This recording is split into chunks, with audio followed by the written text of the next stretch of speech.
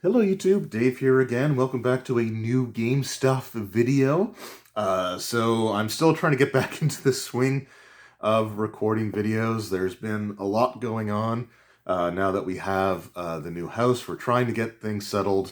Hopefully it won't be too much of an issue going forward.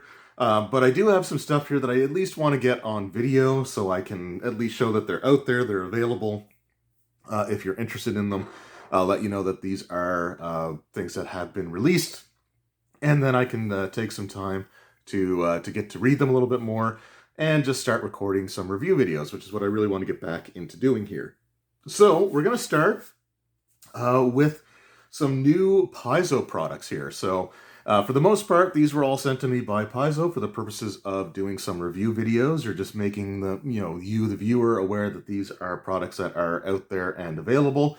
So I will be showing these off here. But before I do the ones that have been sent to me, I did actually go to a store in my local area that I'm living in now, that honestly I was kind of surprised to see was still in business.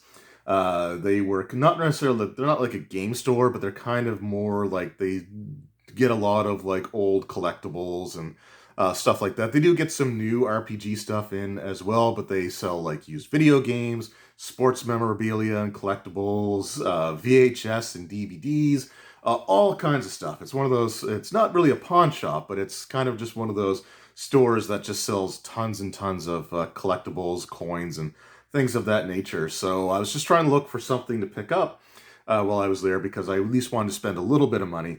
So one of the things I actually picked up was this Deep Cuts Doppelganger miniature for the Pathfinder battle system. So these are the Pathfinder version of doppelgangers.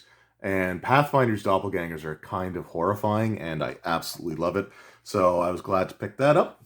And that was the thing that I picked up myself, but I do have some items here, like I said, that were sent to me by Paizo for review purposes, so we are going to be taking a look at them right now. So the first one here, and probably the first video that I will be doing, is the deck of endless NPCs. I love these products. I did the deck of many worlds a little while ago, as well as the Pathfinder deck of endless NPCs that they had for that. And these things are absolutely great for being able to make up NPCs either on the fly, or even if you're taking your time to design something, if you just want to create some NPCs that you might not normally consider or think of in terms of like combinations of things and their motivations or the backgrounds. These products are amazing for that. So I will be doing a video for this. It still has the sticker seal on it there, which I will be breaking that seal on camera, and I will be using it on video for the first time. And I like to do that with these products to show how user-friendly they are. But with the deck of endless NPCs, even if you're not necessarily into Starfinder, but you are interested in other like science fiction or science fantasy-based role-playing games, this is a fantastic product for being able to create, again, just some very unique and interesting and maybe even kind of unconventional NPCs for your game. So this is something that extends beyond just Starfinder. Definitely worth checking out. These things are absolutely fantastic. All right, we got a couple of flip mats here. The first one that we have is the Starfinder Amusement Park flip mat. So again, these things are really, really cool for coming up with some ideas and motivations for some interesting, adventure or encounter locations. Some of my favorite like Starfinder memories was based off of like picking up a map and just getting an idea for like a one-shot adventure that I just kind of ran on the fly. And yeah, so I think these things are absolutely great. They can be a really good centerpiece for a game or an encounter or an adventure. So yeah, we got the amusement park here. So that one is really, really cool. And then we've got the Pathfinder Boardwalk map here. So this one has just a series of docks. One's sort of like a nighttime with some lit lanterns, and the other just has some, boats kind of scattered throughout. Again, kind of a seedy looking dock for if you want it to be, or just, again, if you are having some sort of encounter take place at a dock.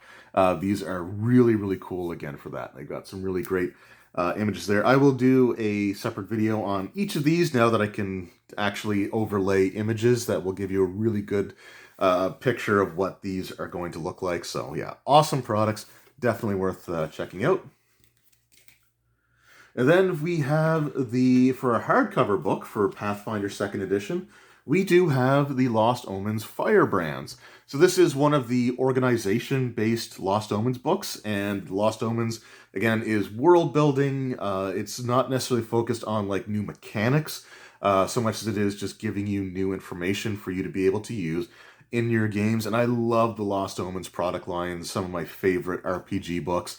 And yeah, so the Firebrand, sort of your pirate organization.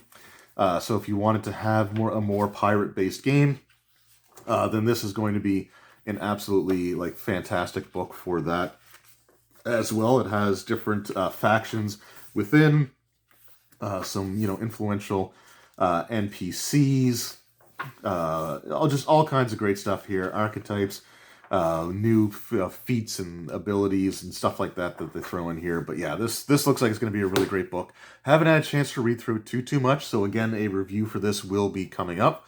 But yeah, I want to let you know that this book is out there, and again, the Firebrands are kind of your pirate type of characters, your nautical adventuring, and if you wanted to pursue a game like that, then this is going to be a great book for you for that purposes. And actually, in my current 3rd edition D&D game that I'm currently running, it actually does have a very strong, not pirates necessarily, but there is a very strong nautical theme to it. So if I were to port that over to, say, 2nd edition Pathfinder, then the Firebrands might be something that I'd be looking to incorporate. We also have some Adventure Path stuff here. So we do have some concluding chapters for some Adventure Paths, which again, I really do need to get into doing some videos on. We do have the 3rd and final installment in the Gatewalkers Adventure Path. And again, I love the Gatewalkers. It might be currently my favorite Pathfinder 2nd Edition Adventure Path that I have. Just the kind of the idea of like the missing time, sort of the elder horror type of thing that's responsible for it. The characters having these mysterious brands on them that has awoken new sort of like almost like psionic type of abilities. And the mystery behind like why certain individuals have more missing time than others and what they were doing during that time. It's just a really cool, almost Lovecraftian kind of like Great Race of Yith kind of inspired adventure idea, but I absolutely love it. And I'm really looking forward to reading this concluding chapter. We also have the Drift Hackers Adventure Path, which I believe is the final installment of the series of adventures that involve the Rift crashing, the Rift crisis, where the traveling through this sort of almost like subspace kind of thing that allows travel between vast distances by entering this extraplanar kind of location. It was completely thrown for a loop with it not working properly, individuals or ships being forcibly expelled from the drift while they were in mid-travel. So this is sort of like the concluding chapter in that. So it's really really cool to see a world-spanning, universe-spanning storyline being told in Starfinder, and this is the very finale to that. So awesome stuff there. Then we also have a new adventure path starting for Pathfinder 2nd Edition. This is Stolen Fate, The Choosing. So again, I actually don't know too much about this. I just got this box with some of these things like a few days ago, and like so there's been a lot going on. So it's been hard to find the time to spend with these. But yeah, so it says on the back, choose your fate. Oh, this is the Harrow deck adventure. Okay. So Gatecrashers right now is my favorite, or Gatewalker, sorry, is my favorite adventure path. But this involving like the Harrow deck, like cards turning up and causing chaos, this might be my new favorite, depending on how it turns out, because it reminds me of the Deck of Many Things, and one of my favorite 4th edition products was an adventure involving the Deck of Many Things. So definitely be interested in checking that out. It is out now as well if you were interested. All right, so that was my Paizo products that I have here, but I do have some stuff from Free League as well, mainly revolving around the Lord of the Rings. So the first thing that I actually have here to show is something that I picked up at another store that is similar to the one that I got the miniatures from, but a little bit different, a little bit larger, a bit more of an eclectic mix of things in there. But I did find the One Ring, so this is for the One Ring RPG, the Ruins of the Lost Realms, which takes place sort of more to the north, and does have things like the Firebrands there, which is sort of your base of operations, even though it is not necessarily the most friendly of locations, with a lord who basically refuses to let people leave because he doesn't want the population dropping too low. There's really lots of interesting stuff kind of going on with that. And yeah, so I picked this up from the store was called Rainbow's End in Wolfville, Nova Scotia. If you're ever in Wolfville and you're looking for some gaming stuff, he does have a little bit of that there, but he's got like everything. There's like comics, magazines, manga, audio cassettes. I think there was 8 tracks, books, movies, other types of collectibles, just all kinds of stuff there. Most of it is used, but he does get some new stuff in, including this here. So yeah, I was really happy to pick that up, and I love Free League's production qualities. I love the way that they, the formatting for their books, the artwork, just everything that I'm a huge fan of the stuff they do. So I picked this up at Rainbow's End in Wolfville. Now, after I picked that up, actually, I did get an email from Free League letting me know that they did have the Lord of the Rings stuff for 5th edition D&D. So if you wanted to play Lord of the Rings but use the 5th edition combat system, so you don't have the combat phases that you have to go through and kind of commit yourself to and stuff like that, they do have the 5th edition version for it as well. And that is in the form of Lord of the Rings Roleplaying. So I've had a chance to look at this a little bit, and it is awesome.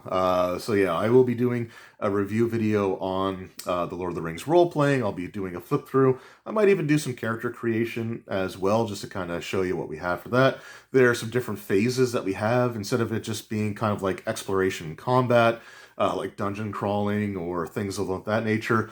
You actually have a greater emphasis on overland travel with a journey phase, which works in sort of like a hex crawling mechanic, which I think that they did travel in this version of Lord of the Rings better than what 5th edition D&D was originally trying to do with stuff like the Hoard of the Dragon Queen, which just turned out like the lengthy travel sequence in that book is generally regarded as the point where a lot of people lost interest, or because it was meant to be like, hey, travel's going to be a big part of the game. So, like, our ranger class, for example, is more or less focused entirely on their skills and their, like, pathfinding abilities and their survival tactics and instincts and their knowledge of the lay of the land and the features of the land and how that can be used, which is great on theory, but it just never really accumulated that way or never really worked that way when we got to the actual 5th edition, like, execution. And I know so many people that, like, they were running Hoard of the Dragon Queen, and they basically said that when it came to the overland travel, that's either where the game fell apart, or they just completely glossed over it and moved on directly to, like, the next section when they get to Waterdeep. So, I think it's a bit of a shame that it worked out that way, but here we actually do have a hex crawling mechanic built into the core rules, and I think they did a really good job with it. They also have their fellowship phase, which is kind of like downtime, but again, realized a little bit better than downtime. And the passage of time in the Lord of the Rings role-playing is far greater than what we would have in traditional D&D 5th edition, where an entire like level 1 through 20 campaign takes place over the span of a few months to maybe a year. Whereas in Lord of the Rings, you can have like months at a time pass with sort of like the fellowship phase with downtime. I mean, I believe in the novel, in the books, when Gandalf left the Shire to investigate whether the ring that he encountered was the One Ring or not, apparently that took like over a decade. I think it was like 17 years between the time that Gandalf left the Shire and when he returned to the Shire, which the movie does not communicate at all. But in the role-playing game, you do have sort of like that downtime, and there's better uses of it, in my opinion, at least in this. So yeah, some really cool stuff. There's some fantastic artwork in this book. I love that it's sort of presented like a traveling journal kind of thing with like sketches kind of thrown throughout. There are some like full color artwork included in here as well, and there's some really fantastic artwork. Free League's art is really fantastic in my opinion. But yeah, just a really cool product all together. And it is out now. It is available for purchase from Free League's website, as well as you should be able to get it at your local game stores. So yeah, definitely check that out if you are interested in adventuring in Middle-earth. One thing I will say, though, when it comes to that is it is a low magic setting. So you're not going to have wizards throwing fireballs or stuff like that. Like the character classes that you can play are much more like martially oriented. So you're not going to have like magic spell slinging or stuff like that. So it is one thing to keep in mind. But if you love the world of Middle-earth and you want to play some 5th edition D&D in that world, in continuity with the way that world functions, then this is going to be fantastic. In addition to the core rulebook, we also have the Shire Adventures. So this is sort of like the starter set for the One Ring, which took place in the Shire, with some adventures there that are meant to be a little bit less like world-threatening and just meant to be sort of a more fun way to ease your players into the setting, into the world, into the type of experiences that you're going to have there. So again, really, really cool. The characters can work for Bilbo Baggins, whose stats are included sort of at the back of the book here, in addition to the other playable characters that you can make. I do want to compare the adventures, the scenarios in this book to the starter set to see how similar or how different they might be. So that might be a comparison video as well. But yeah, if you want to spend some time in the Shire, regarding the Shire, concerning hobbits, then this is going to be an absolutely fantastic book for that. And finally, we do have the Lore Master screen for the 5th edition Lord of the Rings role-playing game, which also includes the Rivendell Compendium. Again, when I do the video for this, I will be comparing it to the Rivendell Compendium from the One Ring RPG, just again, see how similar they are or how different they might be. Yeah, really looking forward to it. So some really, really awesome stuff that we have to look forward to here that I'm looking to get back into, seriously getting it back into reviewing now that we're moved in, now that we're more or less settled. There's, like I said, there's still some things going on. Unfortunately, that's going to take some of my time and mental energy away from being able to work on YouTube, but I do want to get more and more back into it here. So again, some really great stuff. I cannot thank the good folks over at Paizo or Free League enough for their continued support of my channel. It really does blow me away, and it really does mean the world to me. And let me know in the comments any of the cool stuff that you guys have found over the last little while, or if you've played the 5th edition Lord of the Rings, what your thoughts are on it. Or if you're interested in it, let me know that in the comments below as well. Anyway, thank you guys very much for watching. I hope you enjoyed, and I will see you all next time. Until then, take care.